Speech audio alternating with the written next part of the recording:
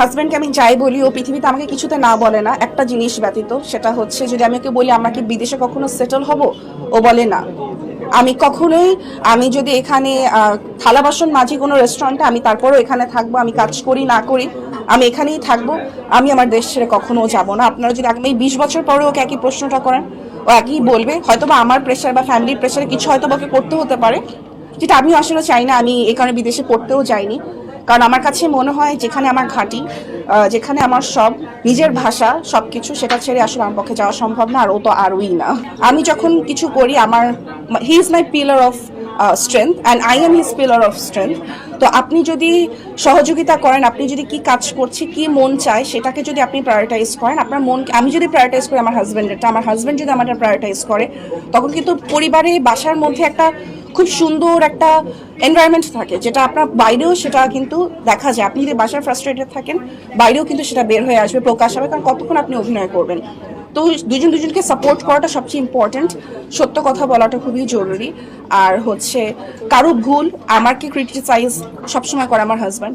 আমার হাজব্যান্ডকে সবচেয়ে বেশি ক্রিটিসাইজ আমি করি, আমার থেকে বেশি কেউ করে না। নখ কেন বাঁকা, কোনো শর্ট ক্লোজ শট হলে হাত ধরছে, এটা আমার খেয়াল করি না, আমি দেখি নখ ঠিক আছে নাকি। তো ক্রিটিসাইজেশনের মাধ্যমেই আসলে সবকিছু হয়, দুজনকে বেটার করে। কেউ ভুল করলে আরেকজন শিখাবে, আমি ভুল করলে আমার হাজব্যান্ড আমাকে শিখাবে, আমার হাজব্যান্ড ভুল করলে আমি শিখাবো। এটা আমি অনেক আগে থেকে চেতাম উনি আমাদের দেশকে লিড করুক। এক প্রকার বলা যায় স্বপ্ন পূরণ। ইউনূস সাহেব আমাদের দেশকে লিড করছেন, স্যার এসেছেন, আমরা সুন্দর একটা বাংলাদেশ দেখতে পারবো। কারণ বড় ব্রড মাইন্ডেড কেউ যে সময় এখন একটা বড় পজিশন হোল্ড করে, আপনি ভালো কিছুই আশা করবেন। আর ওনার মতো মানুষের কাছ থেকে আপনি যদি কম ভালো আশা করেন, সেটা আসলে অনেক ভালো। তো খুবই আশাবাদী আমি দেশকে নিয়ে, খুবই আশাবাদী। আমি এখন যে বলছেন আমার গুজবাম্পস হচ্ছে, কারণ আমি আসলে জানি ও আমার পাশে ছিল, যে কি অবস্থা থেকে গিয়েছে, কত উপর মহল থেকে কল এসেছে, কত সুন্দর ভাষায় থ্রেট এসেছে।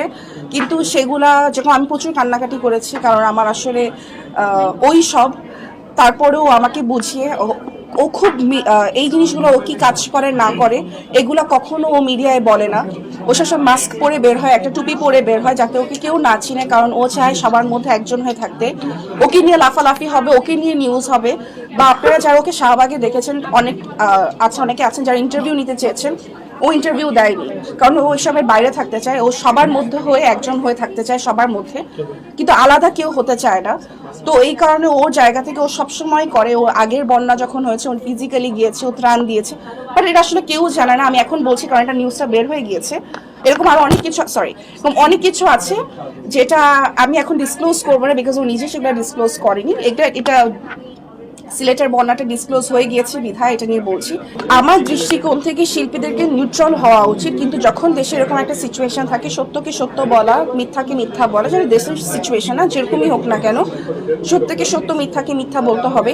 তবে যেটা আমি বললাম, যখন আপনি এত মানুষের কাছে একটা পরিচিত মুখ থাকবেন, আপনাকে কিন্তু উপর মহলের মানুষও চিনবে। সেখান থেকে আপনাকে কি প্রেশার দেওয়া হচ্ছে, তারা কিসের সম্মুখীন হয়েছে, এটা কিন্তু আমরা কেউ জানি না।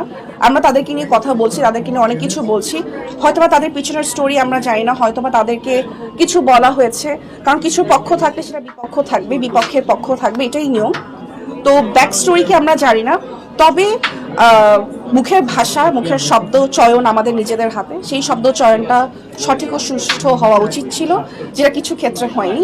সেটা কিছু ক্ষেত্রে ব্যাঘাত ঘটেছে, সেটা হওয়াটা আসলে উচিত হয়নি। আমি অসম্ভব গর্বিত, কারণ আমার